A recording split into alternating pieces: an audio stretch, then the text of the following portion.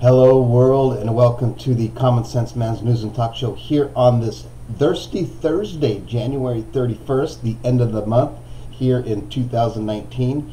This is a show where we discuss news from various news sources via the internet, discuss them in a common sense way, trying to bring the left and the right a little bit more together on everything you could possibly think of.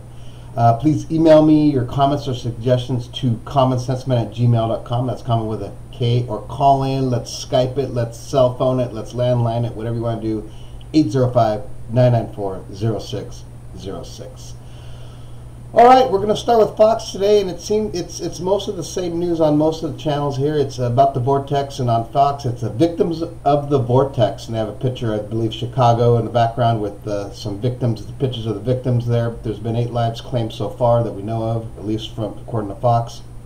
And their story is 8 lives claimed by death-dealing polar blast ravaged Midwest. So they have an article on the 8 victims that were killed in the vortex. Our prayers go out to them. It's just interesting why Fox is having such a detailed story on these victims, where, of course, I mean, I'm sure there's hundreds of other people that died yesterday in various forums across the United States.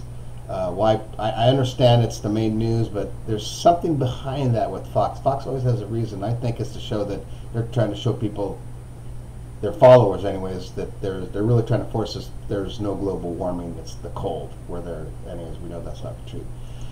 Moving over to CNN, millions grapple with the deadly cold. The frigid winter weather isn't over. Now there's a talk of frostquakes. So frostquakes is interesting here. I kind of just read about that. Frostquakes in Chicago. It's when the water underground freezes, and then the next couple of days heats up, and everything starts cracking and creaking. Frostquakes. You heard it here first.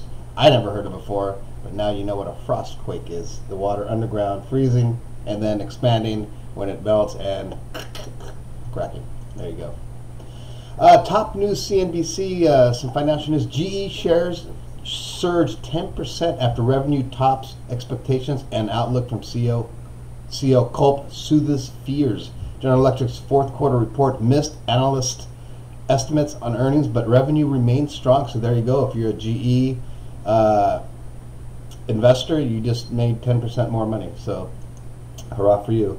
A little article, a little investigative article on USA Today, if you want to read it. I'm not going to go into it, but a Miami plastic surgery center promised beauty at discount prices. Guess what? 8 women have died at this plastic surgery center. Boy, that's just crazy to think that you're going in for something like that and you're not coming back out. Yeah, that's scary. Read about that. That's in USA Today. BBC, 8 dead as vortex clenches U.S. At least 8 people have died in the deep freeze. There you go. And going back to CNN, here's the one that's my caption of the day. What's her name? Sarah Sanders was. This is a report from the Christian Broadcasting Network. So it pretty much has to be true, right? God. Everybody has to agree because they're Christians. This couldn't be fake news, could it? I don't know. Sarah Sanders. Here you go. You heard it. Everybody that was wondering how Donald Trump became president. Here it is. Sarah Sanders has the answer. God wanted Donald Trump to become president. There you go. Settled. End of story. Let's move on to the next story. God wanted Trump to be president. Thank you, God. Okay, move over to MSNBC, Morning Joe analysis. McDonald displays fear and anxiety over more diverse country. I don't even want to get into that. It's just looking at the picture of the guy on here makes me want to. It makes me want to throw up and slap the guy. Really, he just has this look. That guy shouldn't be leading anything. That should be retired. Go fishing. Go fly fishing somewhere. Go fucking play golf. Don't get involved here. You're. I think. You know what? Over the hill. Get out of there. Get some youth in there. Moving over to ESPN. Nothing really happening. Just getting ready for the Super Bowl this Sunday. Rams, Patriots. And on this date, very important date here, January 31st, 1988. I remember this. I watched this game. Doug Williams becomes the first black quarterback in the Super Bowl. I remember that. That was big news. And not only was the first one, they kicked the Broncos' butt 42-10. He threw 4 touchdown passes. I believe he was also the MVP. Right on, Mr. Doug Williams, opening up the doors. Moving over to TMZ, Jussie Smollett. Neighbor says she saw suspicious redneck with a rope around the apartment before he got attacked. There you go if you want to read about that. And then, oh, they switched up on me again. They always do that. I love when they do that. Ariana Grande, I fixed my Japanese tattoo. Oops, maybe not. So there's a picture there of her tattoo on her arm. It looks like her arm. I don't understand it. Why they just... There was another story on here that I... Oh, here we go. This is the one I wanted to discuss. Roger Clemens' son brutally beaten at a Houston bar. Baseball career in jeopardy. So they have a picture. It was him and his buddy were in there trying to order a drink. I guess they got in the thing with their... They're saying the... Bowser's got to control. There's a picture of his buddy there that he was with, who was another baseball player, Connor Capel, and man, he looks jacked up. Like, man, that is jacked up. That's getting worked over big time. Wow, I hope you guys do get. I hope you sue them. That's just brutal. And moving over to travel leisure news, a couple things. Now you can get free live TV on United flights under 2 hours. There's about 200 flights they'll be offering free live TV. It used to cost $5.99. And so there you go, free on United, under 2 hours. The ones over 2 hours, I believe you'll still have to pay. They didn't really say anything about it, so there you go.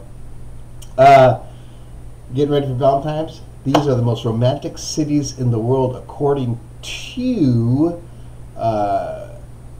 Spa Seekers. They just did some analysis of around 66 cities. They studied 450,000 adults, studied Instagram, proposals in cities, blah, blah, blah. The #1 city with an index of 46.4 out of 50 is New York City. Came out on top, the most romantic city right now because of all the marriage proposals and people getting married there. It's actually the 9th most sexual city also.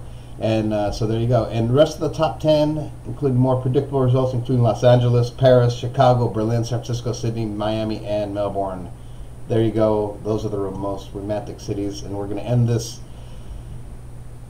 nice program here with a story time. It's from Storytime at Best Stories Time Facebook page. And there's a sign planted in somebody's front yard, looks like. And it's a red sign with a little heart in the corner. It says, Trump lover, question mark.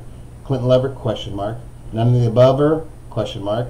Black, question mark, white, question mark, red, question mark, brown, question mark, or some other color, question mark.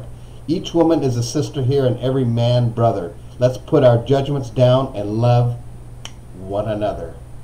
I didn't even know that was going to rhyme, but it did. I like it. All right, that's going to end it for this great episode. Thursday, go out with your friends tonight, happy hour with maybe your people that you work with. Have a couple cocktails, or not, whatever you want to do. Take your family out, go see a movie or something.